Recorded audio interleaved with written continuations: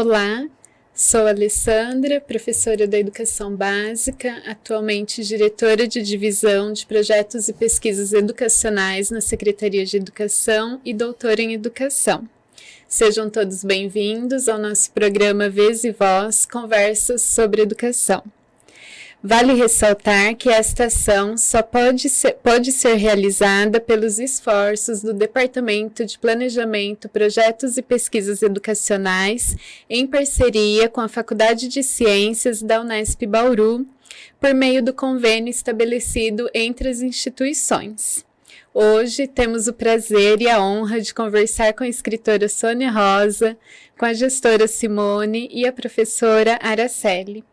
Nosso diálogo será sobre a literatura afro-brasileira, negro-afetiva, como a nossa querida Sônia Rosa chama, e as nossas convidadas estão envolvidas e, mais do que isso, vivem essa perspectiva no campo da produção, da escrita, da ação e da pesquisa.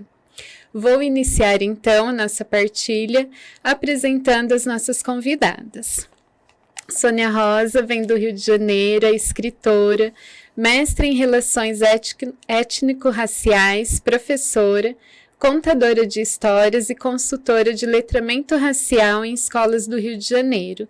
Tem mais de 50 títulos publicados e dedica-se especialmente à literatura negro-afetiva para crianças e jovens, conceito criado pela autora para nomear sua produção literária, na qual os leitores brasileiros vão encontrar muito amor e muita representatividade negra em protagonismo. Possui mais de 10 escolas com bibliotecas batizadas com seu nome e foi convidada pela Fiocruz para escrever um e-book intitulado Maria Rosa, Amor e as Vacinas, ilustrado pela Graça Lima. A gestora Simone é especialista em gestão escolar pela Unipiaget, especialista em psicopedagogia pela Faculdade Internacional de Curitiba, graduada em pedagogia pela Universidade do Sagrado Coração e diretora de educação infantil do município de Bauru. A professora Araceli, mestra em letras pelo programa Prof. Letras pela Universidade Estadual Paulista, Unesp de Assis, possui graduação em Letras Português e Inglês pelo Centro Universitário das Faculdades Integradas de Ourinhos, graduação em Letras Português e Espanhol e respectivas literaturas pela Universidade Franca, e graduação em Pedagogia pela Universidade Norte do Paraná. Especialista em educação, professora do ensino fundamental dos anos iniciais da Prefeitura Municipal de Bauru, membro do grupo de pesquisa Literatura Juvenil, Crítica e História. Então vamos começar a nossa conversa com a professora Sônia Rosa, pedindo para que ela fale um pouquinho sobre o seu trabalho, suas obras, sobre esse conceito de literatura negro-afetiva cunhado em suas obras, em seus livros, e essa importância da abordagem da literatura nas escolas.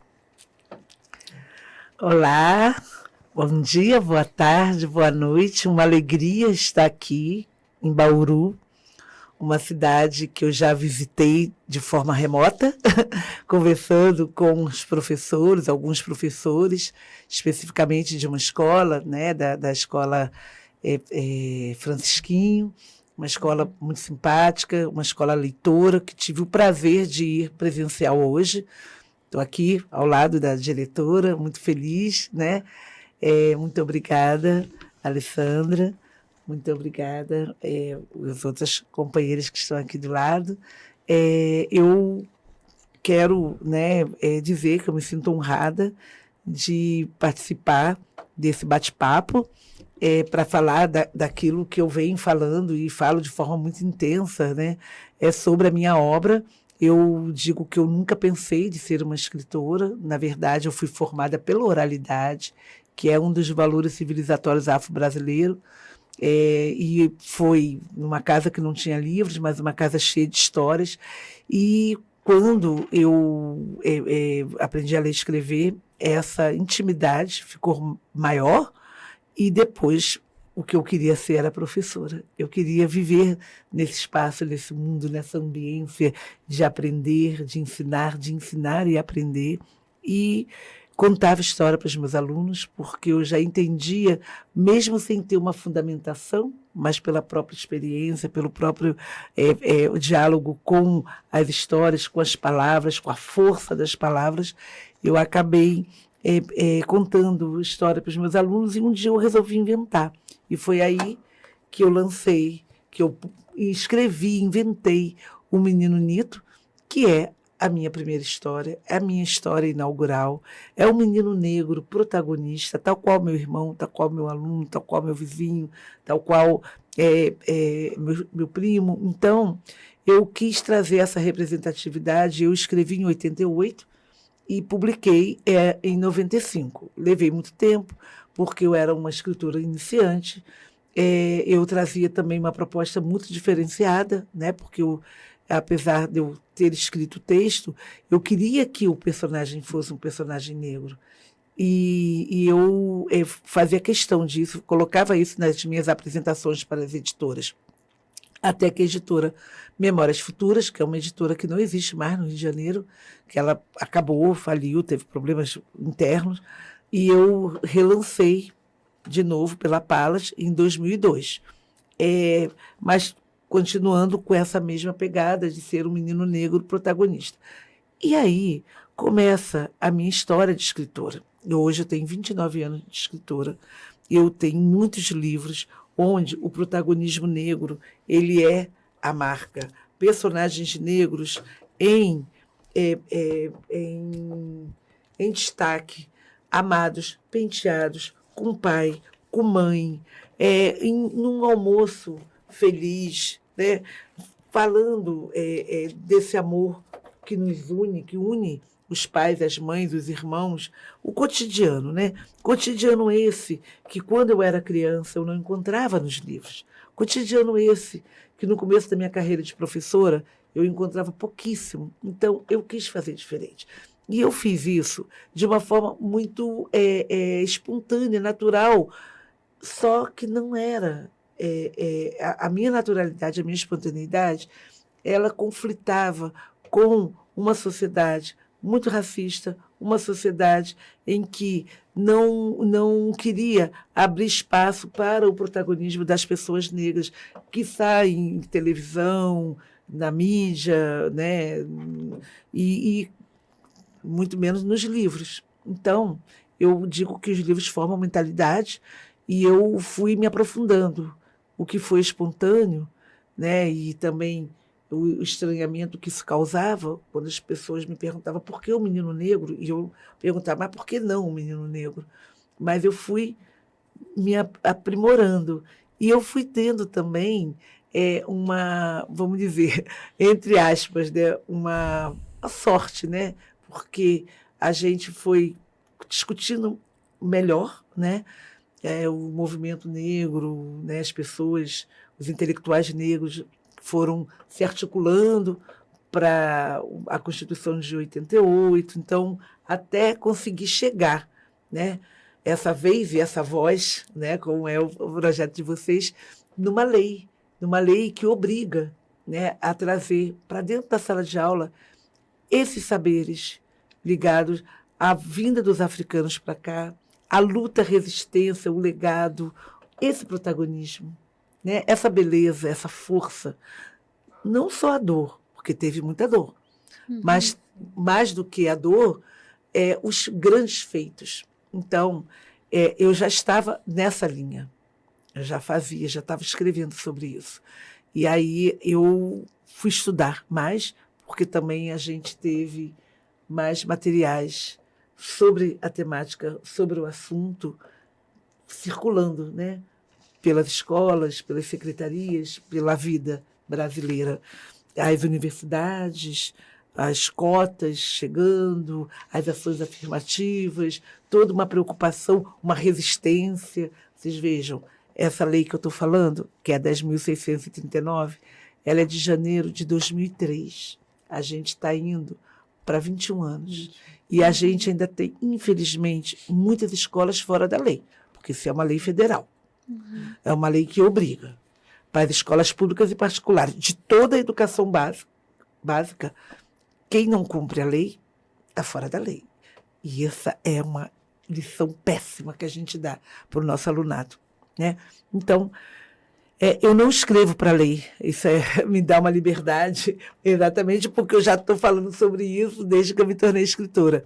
Mas hoje, a minha preocupação, o meu apuro aumentou, sem sombra de dúvida, né?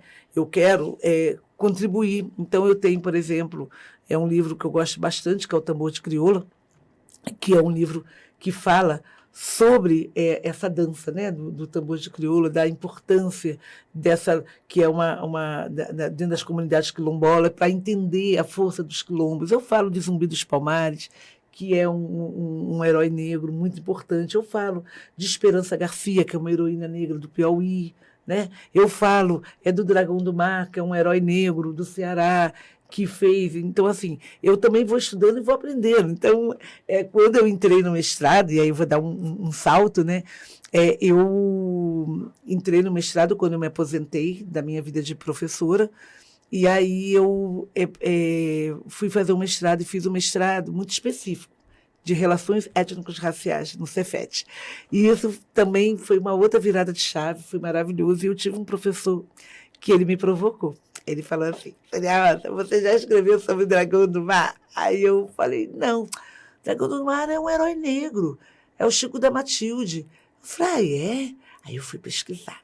E aí eu escrevi um livro lindo, é um livro que teve, assim, foi até para a Biblioteca da ONU, sabe? É um livro premiado, um livro muito bonito, que a Anabela, que é uma ilustradora argentina, fez um trabalho muito bonito, né, da editora Palas.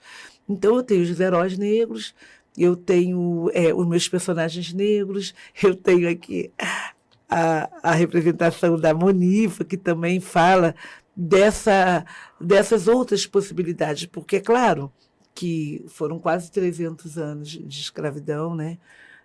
Foram 5 a 6 milhões de pessoas, né, escravizadas, né? Então, muita gente que foram sequestradas. Então, teve muita dor. Mas a gente tem que pensar o quanto de força e de inteligência que essas vozes que foram silenciadas, que foram invisibilizadas, mas que teve uma articulação. Então, eu sempre digo, né, em todos os lugares que eu estou, abrace a 10.639, comece pela força dos quilombos, porque ali você tem a resistência, a união, a coletividade, o desejo de acertar. E outra coisa, também é preciso, só para concluir, porque você pediu para eu falar, ainda não falei do meu conceito, a coisa mais bacana, né, é que quando eu era criança, sendo uma casa pobre, uma casa negra, ninguém falava em zumbi. Havia um sentimento de que não era falado, mas era sentido, de que a situação dos negros era uma situação conformada, tanto os negros escravizados como os negros hoje, né, nessa situação de vida, né, da minha situação de criança. E aí, essa foi uma fake news, porque, na verdade, onde houve escravidão, houve desejo de libertação. Razão pela qual, no Brasil todo que teve escravidão, no Brasil todo teve as fundações dos quilombos.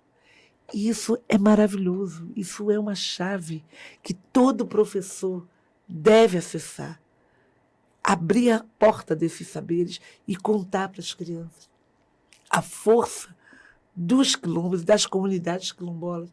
Ali você tem a resistência, tem a ancestralidade, tem muito material, tem a religiosidade, sabe? Tem as vivências, as existências, a forma de cura, sabe? As plantas. É muito bonito. É muito bonito. E a oralidade, né? Porque os africanos, né, os negros africanos que para cá vieram, não havia um registro, né? Havia a oralidade. Eu conto para você, que você vai contar para a sua geração, não esquece. E também a coisa da palavra, da voz, né? Pegando aí bem a coisa do conceito da voz. Olha que coisa inteligente. Cada pessoa que vinha nos navios negreiros, né, vinham naquela condição que a gente sabe, subhumana, desumana mesmo, né? Elas falavam uma língua distinta, porque cada pessoa vinha de um lugar, né? Vejam como foi inteligente dialogar com a língua do colonizador e aprender a língua do colega que está sendo escravizado, como que isso amplia, né? Porque a gente falava hoje de Vygotsky, né? A experiência puxa desenvolvimento. Quanto maior a experiência, maior o desenvolvimento. Então, é muito interessante essa coisa da língua, que isso quase não é falado, mas é só a gente pensar. Quando a gente mexe, a gente encontra muitas possibilidades. Então, voltando aqui para concluir a minha literatura. Eu fui fazer a minha dissertação de mestrado uma teoria autobiográfica, que foi uma sugestão da minha orientadora. E aí eu comecei a mexer nos meus livros, nas minhas histórias. E aí eu defendi e tal, fiquei toda feliz. Depois eu fiquei pensando, né? Porque quando a gente faz um mestrado, a gente nunca mais deixa de fazer mestrado, né? A gente fica sempre estudando aquilo, né? E aí eu fiquei pensando nas minhas obras. Aí eu percebi que dentro dos meus livros havia uma coisa comum em todos eles. Muito amor e muitos personagens negros. E o amor é um sentimento eminentemente humano. E o racista, ele não consegue desenvolver, ele não consegue identificar o amor na pessoa negra. Essa é a essência do racismo. E quando eu trago personagens amados, felizes, porque amam e são amados, eu tento uma desconstrução. Então, isso é algo que me deixa muito feliz, para que a criança negra que se veja representada dessa forma amorosa e respeitosa, ela nunca desenvolva o auto-ódio, muito pelo contrário, que ela se ame, que ela se respeite, que ela se sinta bonita, valorizada. E a criança não negra, que ela possa também, nessa experiência, vivenciar, reconhecer, identificar e trazer para a vida dela essa alegria, essa humanidade, né, essa relação de afeto, possa ampliar o seu conhecimento de mundo. Então, todo mundo ganha. Então, era sobre isso que eu queria falar. Você perguntou. Maravilhoso, a gente ficaria horas, né, ouvindo a Sônia. Muito obrigada. Rosa. E aí algumas coisas, né, que são tão importantes, são fundamentais, né, como você disse, essa chave que todo professor deve acessar, né, e que já desde pequenininhos, né, desde a primeira infância. Então, eu agora falo com a Simone para pensar mesmo, né, esse projeto que a EMEI Francisco Gabriele Neto desenvolveu, né, com as obras, com a temática que é desenvolvida pela professora Sônia, pela escritora. Conta um pouquinho para nós como foi esse trabalho, a escolha das obras, o envolvimento da equipe, das crianças, né? Como que eles vivenciam, né, essa literatura com a temática negroafetiva. Bom, boa tarde. Estou muito feliz de estar aqui. Hoje é um dia muito especial para a gente, para a nossa escola. É o dia que nós pudemos conhecer pessoalmente a Sônia Rosa. E nada melhor do que começar uma semana literária com a autora presente, contando histórias para as crianças. Então, hoje de manhã a gente já teve uma festa lá na nossa escola, né? E então estou feliz e eu queria contar um pouquinho para vocês o que é o nosso trabalho. Primeiro, como que funciona a nossa semana literária? A semana literária na nossa escola, ela funciona já há muitos anos, porque a gente acredita que é uma forma para a gente dar um pontapé inicial lá nas crianças pequenininhas, na primeira infância, desse gosto pela leitura, gosto pelas obras, pelos livros, por ouvir histórias, né? E eu cheguei lá na escola em 2022, e essa semana literária já existia. Só que foi em 2022, o primeiro ano que a gente trabalhou com essa temática. E a gente tinha uma lista de autores, né? Depois de um curso com a Andressa, professora da Unesp, a gente conheceu vários autores que trabalhavam com a temática afro. E a gente descobriu a Sônia. E por que a Sônia? Foi uma paixão. Quando a gente começou a ler todos esses livros, conhecer a escola, a gente tinha uma coleção mais antiga, de quando os filhos dela ainda eram pequenos, Cadê Clarice, do Rui, a Festa do Bernardo, a gente tinha essa coleção. E aí a gente começou a comprar para a escola os livros e descobrindo essa riqueza nos livros, que são os protagonistas negros, né? Onde as crianças podem se identificar com as leituras. E a nossa semana literária ela é um pouco diferente das outras escolas. Então, a gente não trabalha, nesse momento, com as produções das crianças, mas somos nós que organizamos uma semana literária, uma imersão das crianças nos livros. Então, a partir da escolha da autora, vou contar essa de 2022, né, que foi o meu início com a equipe escolar que já tinha esse trabalho, a gente passa um mês e pouco contando as histórias do autor, a obra, a gente apresentando a autora, o nome, quem é ela. E com a Sônia foi um privilégio que quando nós escolhemos em 2022, ela fez uma live com as professoras, comigo, explicando cada detalhe, já tivemos esse contato.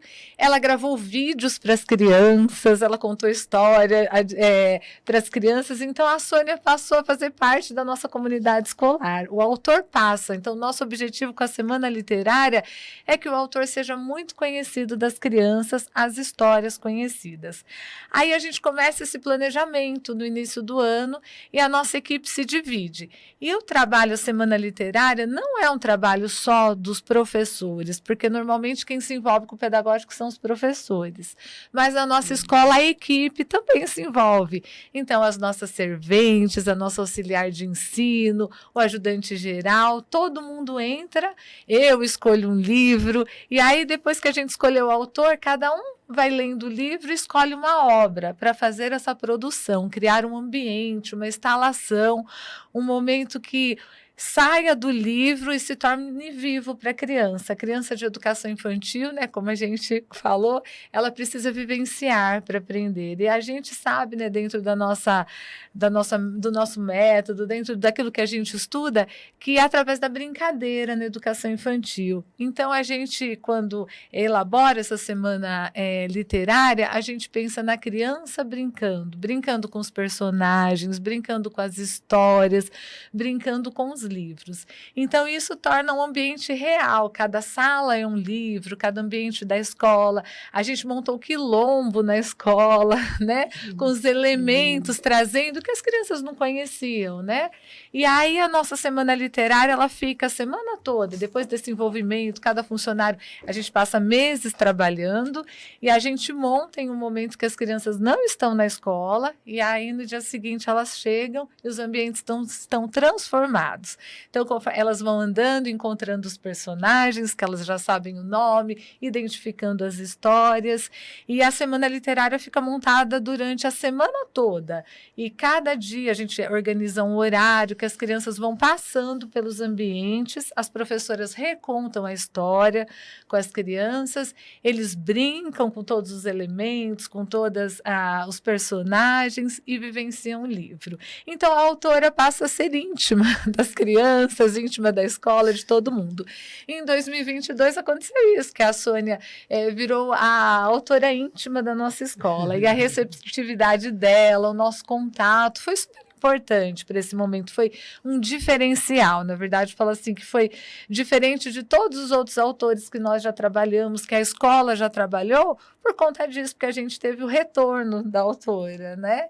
E aí, o ano passado, nós trabalhamos outra autora na mesma temática, porque a gente acredita que temos que trabalhar, como a Sônia disse, não é por conta da lei, mas por conta da formação dos nossos alunos, alunos que se reconhecem através das histórias e alunos que precisam ser criados sem preconceito, uma sociedade que aceita o outro como o outro é e que inclui todos. Então, a gente acredita nesse trabalho. E esse ano, né, a gente estava assim, escolhendo o autor, estava pesquisando e a gente precisou repetir a nossa autora, porque descobrimos que ela estaria em Bauru, né, nessa semana de março. Sempre acontece em abril a nossa semana literária, aí nós antecipamos e trabalhamos novamente. As crianças já cresceram, já saíram da escola, né?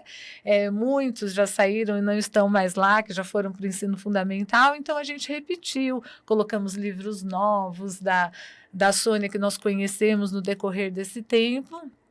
E a gente começou hoje a nossa semana literária, com a Sônia contando história, presente. Quando ela chegou, as crianças já sabiam quem era a Sônia, que ela estava lá, né?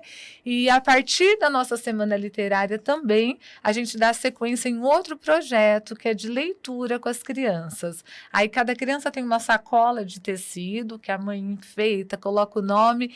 E agora, terminando a semana literária, eles, como a nossa biblioteca móvel, funciona com as crianças. Todas as sextas-feiras eles escolhem um livro, levam para casa para ler com os pais. A gente faz um compromisso com o pai de assinar um papel de cuidar do livro e se comprometer em ler com as crianças, né? Então a gente acredita que é a forma que, além de contar história todos os dias na escola, além de envolver as crianças com as histórias, com as brincadeiras, os personagens, é levar isso para casa e formá-la leitora em casa. Eles ainda não leem, são de educação infantil, precisam da ajuda dos pais, mas a gente tem conseguido com isso atingir as famílias, ter esse retorno. Quando chega na segunda-feira, as crianças contam que leram, que aprenderam no livro. Então é a forma que a gente encontrou de contagiar as famílias com a leitura, com contar histórias para as crianças. Acho que basicamente isso. Eu posso fazer um comentário? Então, eu fui muito feliz nessa manhã, sabe? O meu coração realmente ficou em festa, porque essa intimidade que foi aprendida, foi desenvolvida, foi pedagogicamente construída com a minha obra e com a minha pessoa, ali, no momento em que eu estava conversando com as crianças, era notório. As crianças ficaram tão à vontade que, olha, meu dente está mole. A minha avó mandou um beijo para você. Olha, a minha mãe... Assim, de uma pureza, de uma belezura, sabe? De uma coisa assim, que é muita responsabilidade, a palavra de criança, né? É muita responsabilidade, o sentimento da criança, os olhinhos brilhando, querendo te ver, te tocar, te abraçar, mas de uma forma natural. É interessante que eles sabiam que eu sou uma escritora, vim de longe, mas eles não me colocaram num lugar de outro mundo. Não, isso é que eu achei bonito. É assim, uma visita especial, nesse sentido, mas não uma visita dentro de um impossível e que se tornou possível. É diferente. Então, eu me senti muito feliz, né? E depois, conversando com a Simone, né, ela me refrescou que foi a Unesp, né, que foi todo um trabalho já antigo, né, em que tem uma professora, que é a professora Andressa, que é de Educação Física, que é da Unesp, que fez essa ponte, junto também com uma outra professora de São Carlos, né, que também fez. Então, assim, é um trabalho, né, e também a presença da Secretaria de Educação, na pessoa do Fábio, que foi a pessoa que diretamente entrou em contato comigo durante meses para a gente poder fazer com que isso acontecesse, de fato, essa minha vinda, para eu falar com os meus diretores, falar com os professores, abraçá-los, né, ao vivo e a cores. Então, isso foi assim, é muito importante. Eu quero aqui, né, agradecer a todos os envolvidos, né, o carinho da escola, a dedicação dos professores da escola, a dedicação da Secretaria de Educação de me proporcionar, a presença da Unesp, né, na pessoa da Andressa e de outras pessoas envolvidas, né? Então, assim, eu só tenho a agradecer de estar aqui e estou aqui, né, para falar, continuar falando, e eu queria acrescentar também que eu não falei que esse conceito que eu criei, que é um conceito, eu fiz um artigo porque as pessoas começaram a usar o meu conceito nas suas dissertações, nas suas teses, e eu não tinha esse conceito ancorado, né? E aí eu coloquei o meu artigo, né, no Guelé 10, né, no portal do Guelé 10. E isso faz com que quem desejar conhecer melhor o meu conceito, né, de literatura negra afetiva, tem toda uma fundamentação, e está lá no Guelé 10, no portal que é lá da Sueli Carneiro. Então, um portal muito importante para quem deseja se atualizar, né, porque tem vários artigos, vários trabalhos interessantíssimos e que são acessíveis, né? Então, eu queria acrescentar isso e continuar dizendo, dar parabéns aqui para a Simone, a diretora da escola, porque é muito importante, viu, gente? quando a gestão compra a ideia. Sim. E não adianta, mesmo que tenha aquele professor militante nas causas negras, se a gestão não compra a ideia, ela não viabiliza o trabalho. Então, eu fico muito feliz de saber que em Bauru as gestões estão absolutamente envolvidas com a questão, o município todo fazendo aí a 10.639 acontecer em todas as escolas, né? E as gestões comprando, topando, abraçar com fervor essa lei que nos liberta. É fundamental, né? Esse Sim. trabalho, e no relato da Simone ela trouxe assim, princípios didáticos que tornam acessível, né, para as crianças essas vivências literárias e se adentrar ao mundo da literatura. Sim. Desde a mais tenra idade, né? E pensando já essas temáticas, vendo representado, né, ali nos livros. Muito bonito mesmo o trabalho. Então, é uma temática que tem aí perpassado segmentos, e a gente tem aqui a professora Araceli, que é professora do ensino fundamental e pesquisadora dessa temática, né, afro-brasileira, de literatura afro-brasileira. E aí conta um pouquinho para nós do seu trabalho e como essa sua pesquisa reverbera lá na sua prática, né, com os alunos. Vamos lá, né? Quando eu fui pesquisar, eu gosto muito de ler, né? Nós trabalhamos isso com as crianças, a leitura. E aí eu decidi que faria uma pesquisa em literatura infantil. Mas é a temática, né? Vamos buscar. O que nós vamos pesquisar? Uma coisa que não conhecemos. Então, eu fui para a literatura afro-brasileira, africana e de temática africana. E aí, quando eu entrei com a pesquisa com as crianças, levantei a expectativa deles, eu descobri que as crianças não conheciam. E aí eu fui pesquisar junto com eles, então nós levantamos livros como este, potencial, né, de ilustração, e fui levando essa literatura para essas crianças, eram ali de 8, 9 anos. Então, eu fiquei muito feliz, porque as crianças, se viam nessa cultura, porque essa é uma cultura nossa, né? Ela é tão brasileira, a base nossa, e as crianças começaram a se verem mesmo dentro dos personagens, dentro das histórias, e trouxemos, e foi um envolvimento com as famílias. Então, foi um trabalho muito rico, que não daria para fazer em 2 anos apenas. Eu acho que isso é um trabalho muito, muito grande, e foi muito prazeroso. E eu estou muito feliz de estar falando com uma escritora que faz um trabalho tão maravilhoso desse, porque eu acho que a gente não pode só trazer para as crianças assim, esse conceito de não praticar o racismo, não. Acho que a gente tem que formar subjetividade antirracista. Esse é o tema mesmo da minha dissertação, formar, né, que busca de uma subjetividade antirracista. E assim, eu colhi muitos frutos e venho colhendo. Inclusive, escolhi uma das suas obras e queria que se falasse um pouquinho dela, porque nós vamos trabalhar com o 5º ano. Inclusive, ela vai na nossa escola amanhã para falar com essas crianças, que é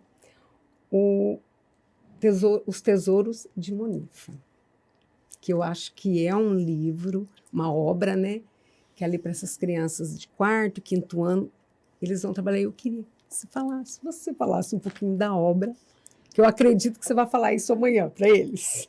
Claro. Claro que sim. Claro. Bom, Monifa foi uma provocação. Sim. Eu trabalhava na Secretaria de Educação do Rio de Janeiro, lá, né, já estava com alguns livros, isso foi em 2004. Então, eu estava com 9 anos de escritora, tem 20 anos. Sim. E então, eu recebi uma ligação de Brasília. Aí, eu era um elemento de equipe, né, trabalhava na equipe de biblioteca, sala de leitura, visitava a escola, contava história. E aí, falaram, Sônia, estão ligando de Brasília para você, na sala, aquela sala, né, que a gente não acessa como equipe, né, a sala dos grandões. Aí eu falei, não deve ser para mim, não. Não, Sônia Rosa, autora do Nito. Aí eu falei, bom, então sou eu, né? Eu digo que o Nito me abriu muitas portas, né? Aí eu fui. E era de Brasília, da Fundação Palmares, né? Me pedindo um texto para uma revista deles. Se eu soubesse que era Munifa, eu teria trazido Não, a obra? Não, você não tem a revista onde foi a primeira vez que saiu a Munifa. Ai, mas ela pode mandar pra gente, né? Eu posso falar uma coisa? Eu tenho um convite a fazer para você. Nós temos lá uma sala, nessa semana literária, uma sala especial da Munifa, que é um Tá lindo! Tá eu lindo! fico um convite para você e para os seus alunos irem lá essa semana vivenciar esse momento.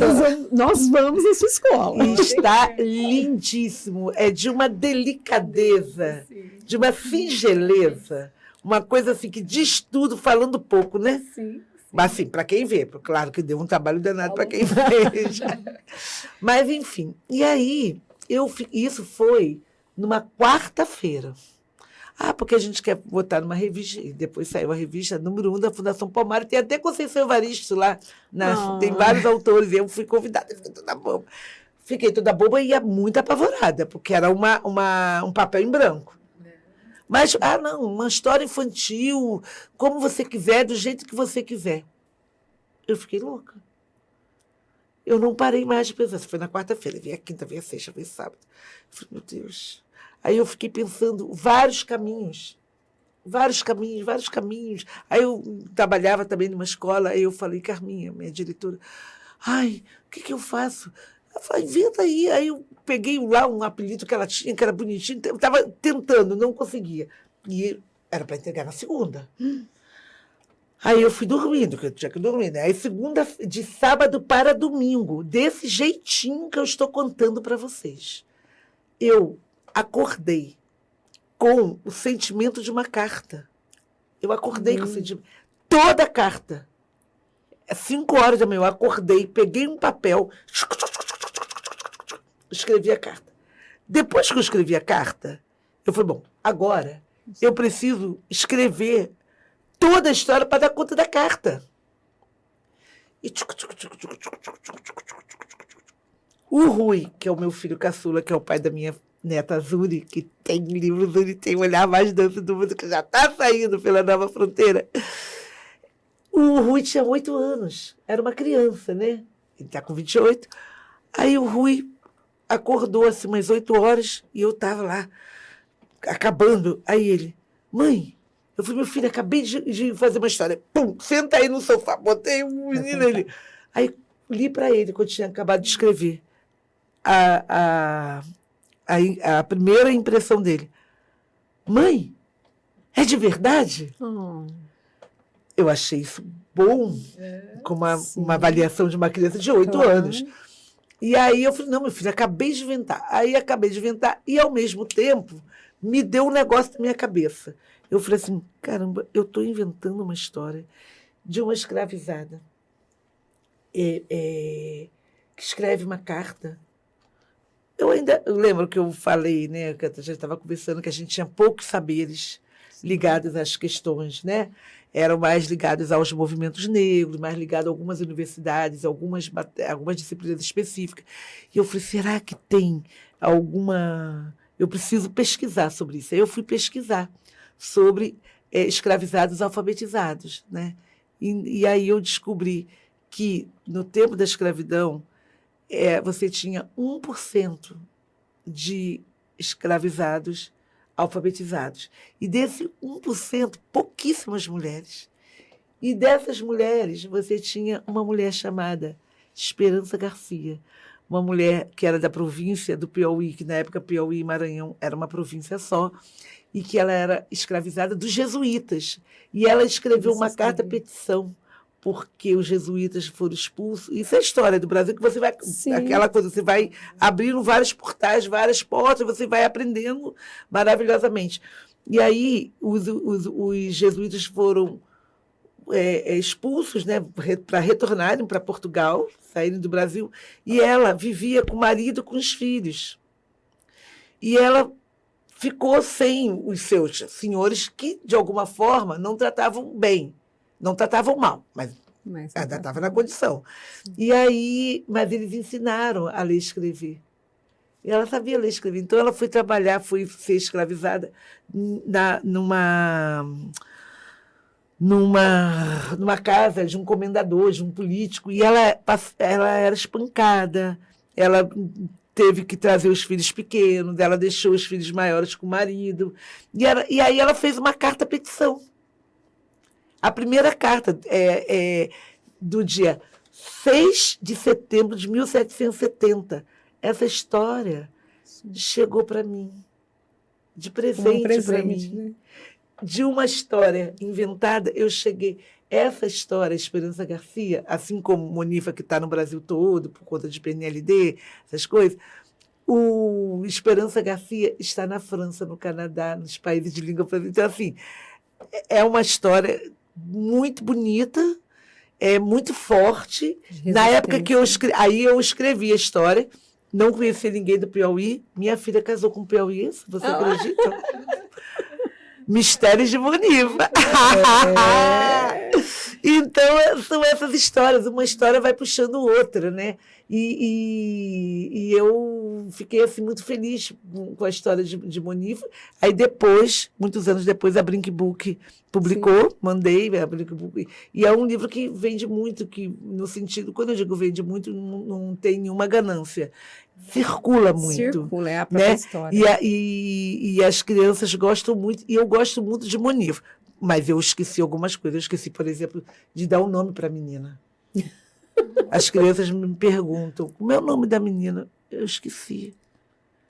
Mas aí eu falo, pode chamar de Monifa, ou botar o nome de quem você desejar. Mas certo? É próprio da literatura isso.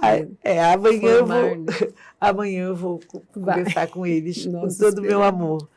Tá certo? Acho que assim, o que a Simone colocou, né? Para além da lei, é a formação humana, né? Que que a literatura promove para as crianças, para nós, passar esses momentos aqui é um privilégio, né? Sim. Discutindo literatura com uma autora.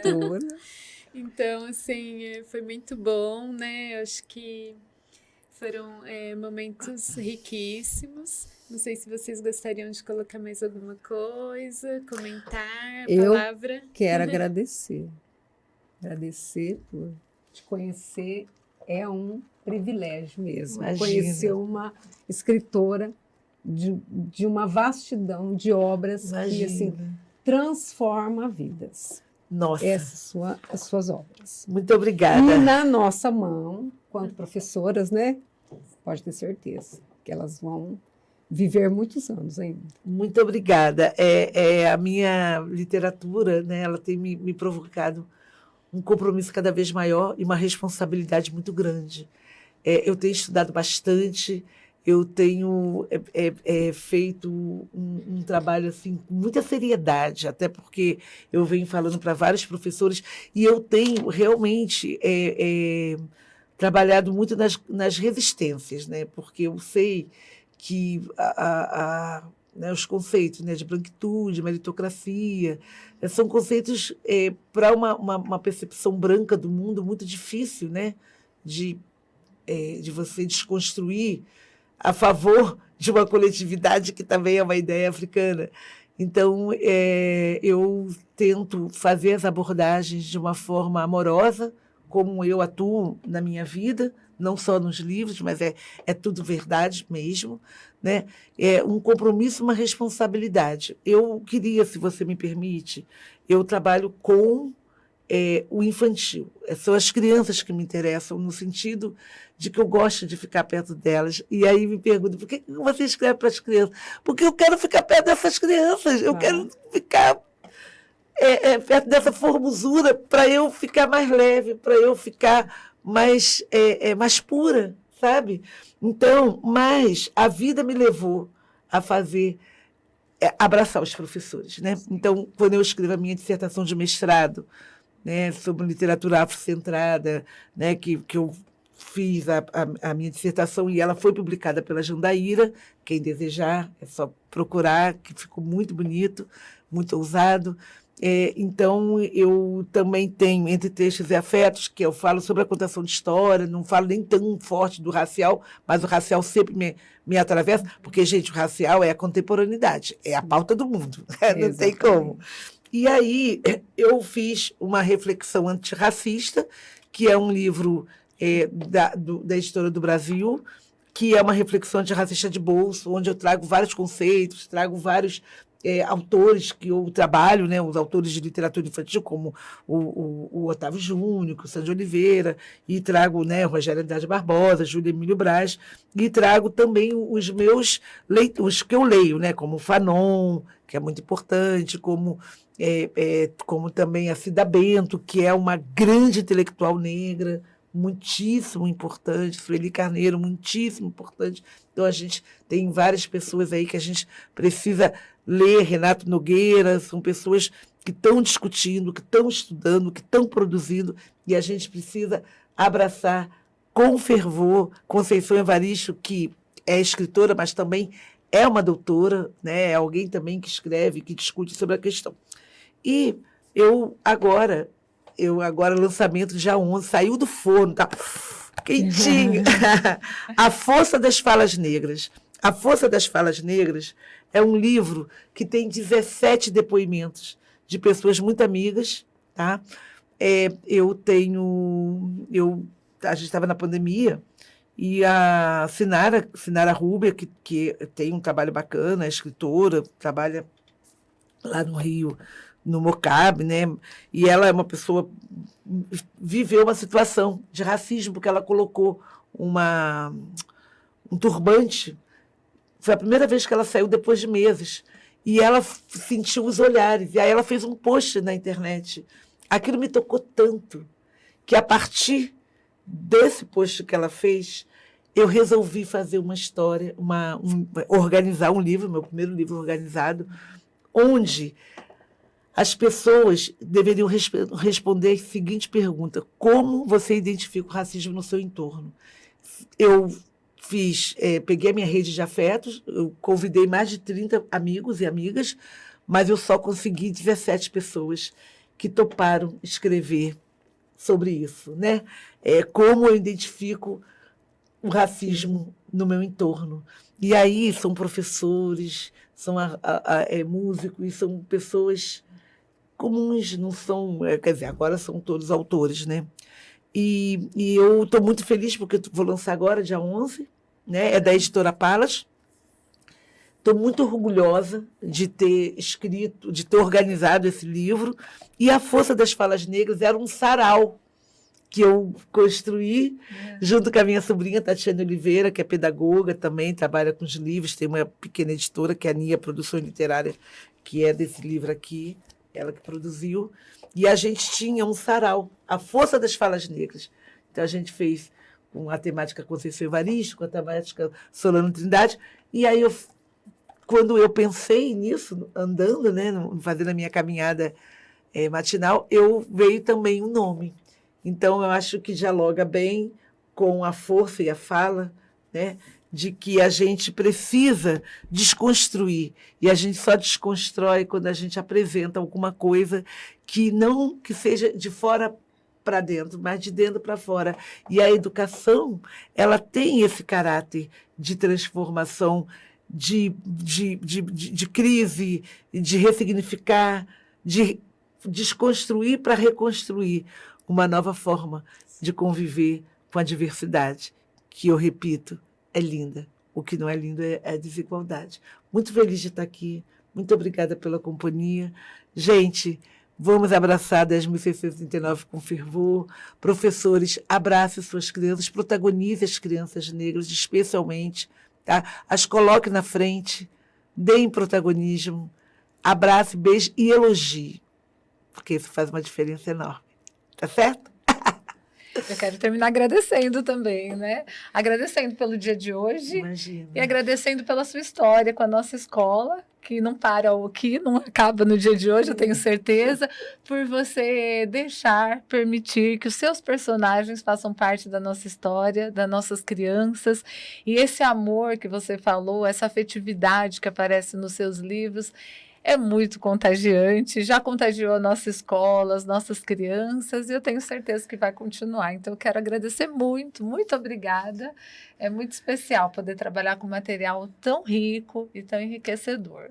Muito obrigada. Bell Hooks, que é uma ativista americana importantíssima da gente ler, ela diz que o amor é revolucionário, é uma força. Usem e abusem do amor, dessa força maravilhosa dentro da escola, junto às crianças e fora da escola também. Que partilha maravilhosa, né?